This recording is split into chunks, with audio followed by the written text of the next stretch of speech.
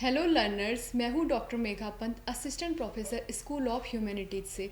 और आज का हमारा टॉपिक है व्यक्तिगत और व्यावसायिक संबंधों का निर्माण और उन्हें बनाए रखना, पार्ट 2।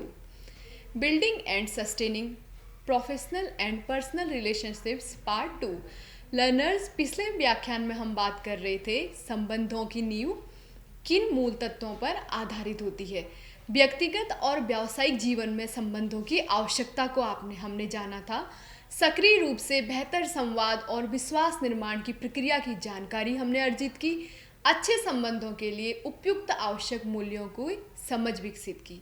संवाद की भूमिका को स्पष्ट रूप से पहचानना हमने सीखा।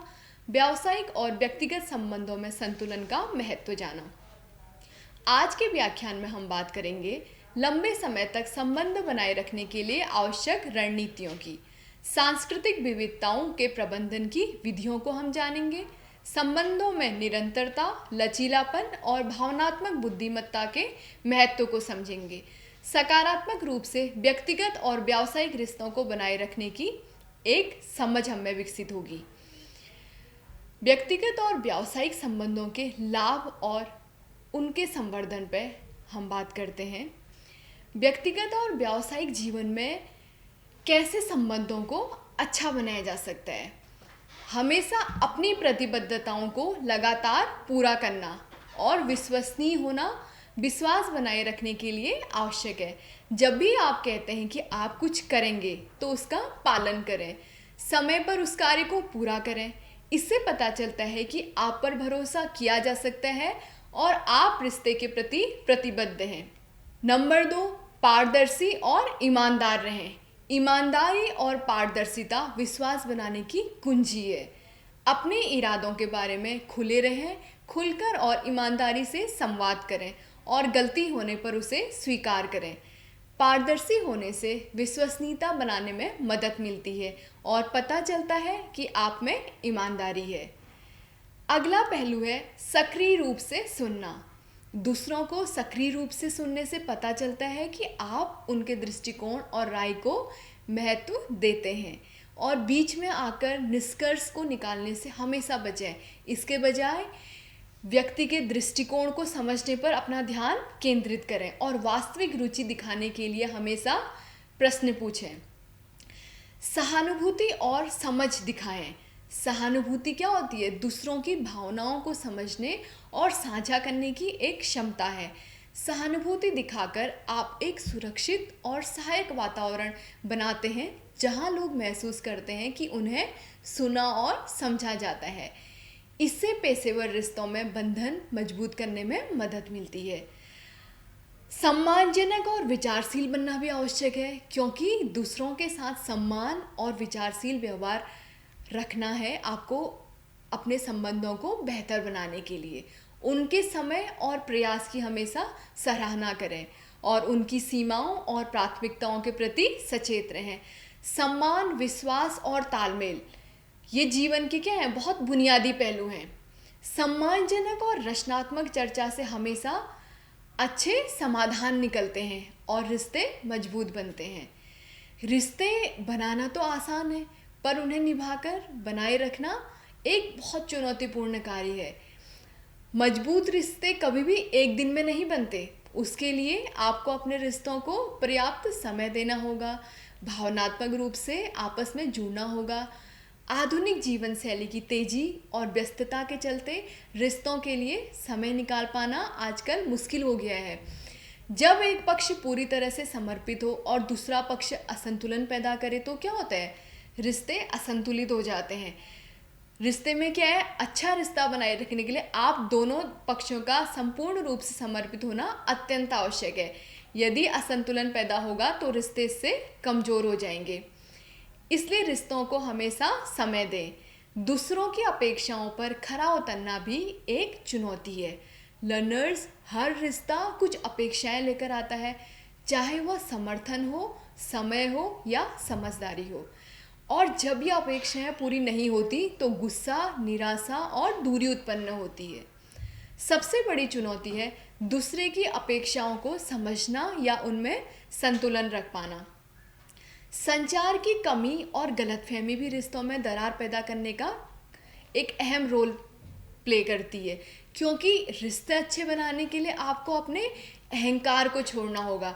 अक्सर लोग बोलते तो हैं पर सुनते नहीं हैं, और सुनते हैं तो अपनी समझ के अनुसार जिस उसके मूल भाव में खो जाते हैं, जो उन्हें सही लगता है उसे ही सही मानते हैं। आजकल सोशल मीडिया में टेक्सटिंग के माध्यम से हम अपनी भावनाओं को स्पष्ट रूप से दूसरे तक नहीं पहुंचा पा रहे हैं, जिससे लोग कई बार क्या होता है उसका गलत अर्थ निकाल देते हैं। एक तो आपको अपने अहंकार का त्याग करना है और बिना सोचे समझे किसी पर भी अपनी भावनाओं को स्पष्ट नहीं करना है। किसी गलती के लिए आपको पहले माफ़ी मांगना या झुक जाना कई बार आपके रिश्तों को बेहतर बना सकता है। मैं तो सही हूँ कि भावना आपके रिश्तों को अक्सर खराब कर देती है। अक्सर बिना कुछ कहे हम सामने वाले के व्यवहार या शब्दों का गलत अर्थ निकाल लेते हैं। गलत फहमियों को कभी भी अपने रिश्तों पर हावी ना होने दें। यदि रिश्ते अच्छे बनाने हैं तो हमेशा प्रभावी संचार के द्वारा रिश्ते अच्छे बनाने होंगे, और यदि गलत फहमियाँ हावी हो गई तो फिर यह एक बहुत बड़ी चुनौती बनकर सामने आएगी। गलत फहमियाँ एक दिन में नहीं बढ़ती, ये गलत फहमियाँ धीरे धीरे बढ़ती हैं और बिना संवाद के संदेह, अविश्वास और दूरी को पैदा करती हैं। इसका समाधान केवल खुले संवाद से ही निकल सकता है। रिश्ते बनाना जितना स्वाभाविक लगता है, उन्हें निभाना और बनाए रखना उतना ही जिम्मेदारी वाला कार्य है। यह निरंतर समझदारी, संवेदनशीलता और संवाद की मांग करता है। अब बात करते हैं व्यक्तिगत जीवन में संबंधों का पोषण कैसे करें या अपने संबंधों को हम कैसे बेहतर बनाएं। निरंतर संवाद बनाए रखें। चाहे व्यक्तिगत रिश्तों की बात करें या चाहे व्यावसायिक रिश्तों की बात करें, दोनों में आवश्यक है कि आप निरंतर संवाद को बनाए रखें। प्रशंसा और मान्यता देना ना भूलें। जब भी कोई व्यक्ति अच्छा कार्य करता है, आपकी टीम में आप ग्रुप लीडर हैं और आपकी टीम में किसी व्यक्ति ने बहुत अच्छा कार्य किया, तो हमेशा उसकी प्रशंसा करें। हर परिस्थिति में विश्वास बनाए रखना सीखें। जीवन के हर उतार चढ़ाव में विश्वास को बनाए रखें। अपनी सीमाओं का सम्मान करना सीखें और दूसरे की सीमाओं का भी सम्मान करें। गलती पर माफ़ करना सीखें और हमेशा अपने दोस्तों के संपर्क में रहें। परिवार के साथ अधिकतम समय बिताएं और हमेशा जब कोई व्यक्ति अच्छा कार्य करे तो उसे धन्यवाद ज्ञापित करें। अब समझते हैं व्यावसायिक जीवन में संबंधों का पोषण कैसे करें। पारदर्शिता हर रिश्ते के लिए अत्यंत आवश्यक है। कृतज्ञता, आप अपने रिश्तों के प्रति हमेशा कृतज्ञ बनें। बार बार मीटिंग्स का आयोजित करें ताकि मासिक बैठकों और वार्षिक समीक्षाओं के रूप में आपको सारी गतिविधियों का पता चल सके और आपको ये पता चले कि आपकी टीम ने कितनी प्रोग्रेस करी है और अभी कितना काम होना बाकी है। इससे दोनों पक्षों की ज़रूरतें पूरी हो जाएंगी। साथ में आपको फीडबैक लेना और देना भी सीखना है। रचनात्मक आलोचना के लिए हमेशा खुले रहें, क्योंकि इससे विकास और सुधार के निरंतर नए अवसर आपको मिलते रहेंगे। और फीडबैक लेकर आप यह जान जाएंगे कि दूसरे आपके बारे में कैसा महसूस करते हैं। विश्वसनीय सहकर्मियों और सलाहकारों के साथ सुधार के क्षेत्रों की पहचान कर अपनी भावनात्मक बुद्धिमत्ता को बेहतर करने का प्रयास करें। सफलताओं का जश्न मनाएं, उपलब्धियों के लिए प्रोत्साहन शब्द कहें। इनसे पता चलता है कि आपने वास्तव में अपनी टीम की सफलता और उनकी उपलब्धि में निवेश किया है। समर्थन और मूल्य पैदा करने के प्रति हमेशा सक्रिय रहें। मूल्य पैदा करके आप रिश्तों को मजबूत करते हैं और इसकी सफलता के प्रति अपनी प्रतिबद्धता प्रदर्शित करते हैं। अपने व्यावसायिक रिश्तों में लगातार निवेश और पोषण करके आप उनकी लंबी उम्र, प्रभावशीलता और पारस्परिक लाभ सुनिश्चित कर सकते हैं। अब समझते हैं आधुनिक युग में कैसे संबंध बेहतर बनाए जा सकते हैं। डिजिटल टूल्स के जरिए संवाद बनाए रखना एक आज के युग की एक मांग हो गया है। Social media, video conferencing, email, Instagram, Facebook, Google Meet, Zoom, Twitter, कई सारे सोशल नेटवर्किंग साइट्स हैं जिनसे आप क्या करते हैं, एक दूसरे से बातचीत करके आत्मीयता बनाए रख सकते हैं। वर्चुअल दुनिया में आत्मीयता बनाए रखना एक बहुत बड़ी चुनौती है और संबंध बनाए रखने के लिए अब हम जानते हैं कि डिजिटल टूल्स कैसे उपयोगी हैं। उदाहरण के लिए कोई विदेश में रहने वाला पुत्र अपने माता पिता से बात करना चाहता है, तो आज के समय में एक हर्ष नाम का कोई व्यक्ति है जो एक सॉफ्टवेयर इंजीनियर है और न्यूयॉर्क में रहता है और उसका परिवार भारत में है। उसके लिए व्यस्तता के कारण अपने माता पिता से बात करना बहुत कम संभव हो पाता है, परंतु अब वो वीडियो कॉन्फ्रेंसिंग के जरिए हर रविवार को अपने परिवार से बात करता है, जन्मदिन पर विश करता है, कभी कभी घर के सीसीटीवी से जुड़ जाता है। इससे उसके माता पिता अकेलापन महसूस नहीं करते और उनका भावनात्मक जुड़ाव बना रहता है।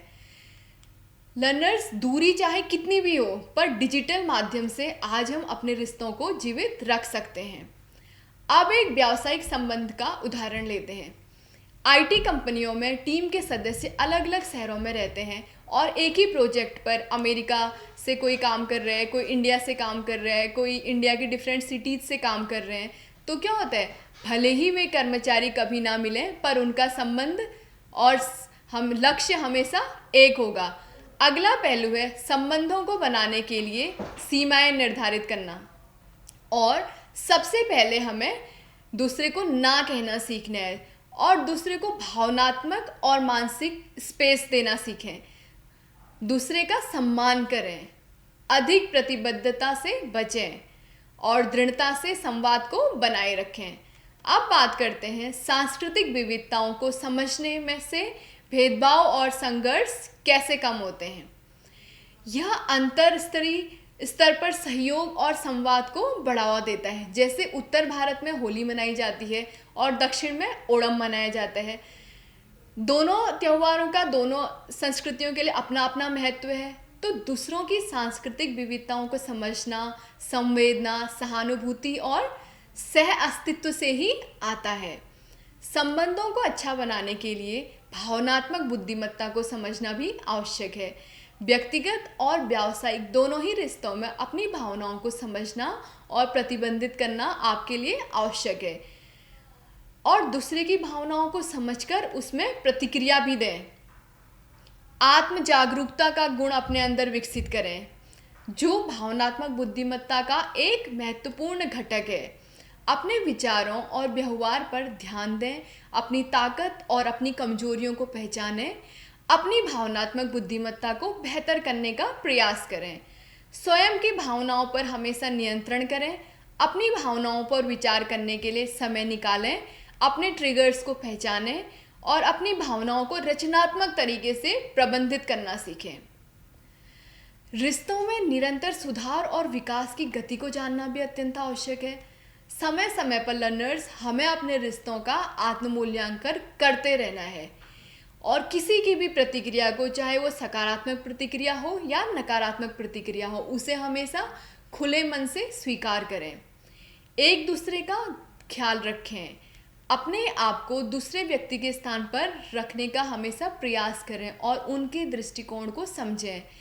विचार करें कि इस परिस्थिति में वे कैसा महसूस कर रहे होंगे और उनकी अंतर्निहित ज़रूरतें और चिंताएं क्या हो सकती हैं, इसको आपको समझने में मदद मिलेगी। स्वयं को दूसरों के प्रति अनुकूलित करें, सहानुभूति और बुद्धिमत्ता विकसित करें।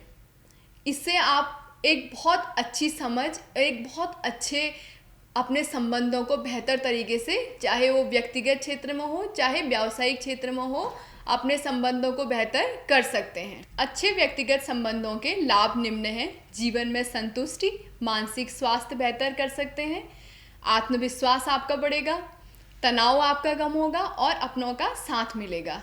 अच्छे व्यावसायिक संबंधों के लाभ हैं नौकरी में संतुष्टि, मीटिंग के दौरान सहजता, सहकर्मियों का सहयोग, मानसिक शांति और सकारात्मक वातावरण।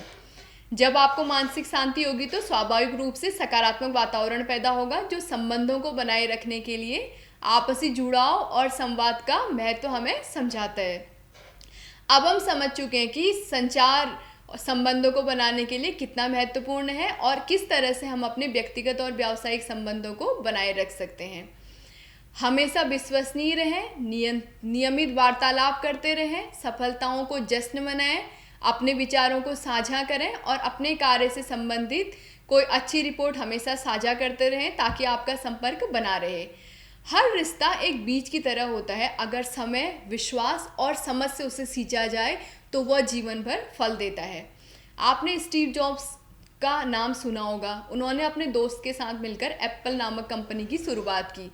एक ऐसा संबंध था जिसने गैराज को दुनिया की सबसे बड़ी कंपनी में परिवर्तित कर दिया, लेकिन उन लोगों के आपसी मतभेद की वजह से स्टीव को एप्पल छोड़ना पड़ा और उन्होंने 2 नई कंपनियां खोली। परंतु कई साल बाद दोबारा से उनके रिश्ते सुधरे और उन्होंने एप्पल में वापसी करी और उनके निर्देशन में एप्पल ने आईपॉड, आईफोन जैसे कई सारे उत्पादों को लॉन्च किया। तो यह नवाचार ही नहीं बल्कि रिश्तों के टकराव और पुनर्निर्माण की कहानी है। इसी तरह आप देखते हैं किस तरह नारायण मूर्ति की पत्नी सुधा मूर्ति ने उनके व्यवसाय को शुरू करने में उनकी मदद की और पहले उन्होंने अपने दोस्तों के साथ मिलकर इंफोसिस की शुरुआत की। ये क्या दिखाता है? दोस्तों के बीच गहरा विश्वास और समान नजरिया। मूर्ति जी ने कभी स्वयं को बॉस नहीं माना बल्कि अपनी टीम को अपने परिवार की तरह देखा और हर निर्णय में पारदर्शिता बनाए रखी। तो रिश्तों में ईमानदारी, पारदर्शिता और समान नजरिया अत्यंत आवश्यक है। अब बात करते हैं आज के व्याख्यान के अधिगम निष्कर्ष की। संबंध सिर्फ बनाए नहीं जाते बल्कि नियमित प्रयास से निभाए जाते हैं। आपसी टकराव को नकारात्मक न मानकर सुधार का एक अवसर समझें। विविधता के प्रति अधिक संवेदनशील और सहिष्णु दृष्टिकोण अपनाएं। दीर्घकालिक संबंध बनाए रखने की रणनीतियां हमने सीखी। संघर्ष समाधान और विश्वास पुनर्निर्माण की समझ विकसित हुई। संबंधों में सांस्कृतिक विविधताओं को स्वीकारना और उनका आदर करना हमने सीखा। अगले व्याख्यान में हम बात करेंगे social influence and collaboration skills for conflict resolution, संघर्ष प्रबंधन के लिए सामाजिक प्रभाव और सकारात्मक सहयोगात्मक कौशल। सच्चा विकास व्यक्तिगत हो या व्यावसायिक, आपकी सबसे बड़ी ताकत होता है सुनना और समझना और एक दूसरे का साथ निभाना। यह आपकी असली पहचान है। धन्यवाद।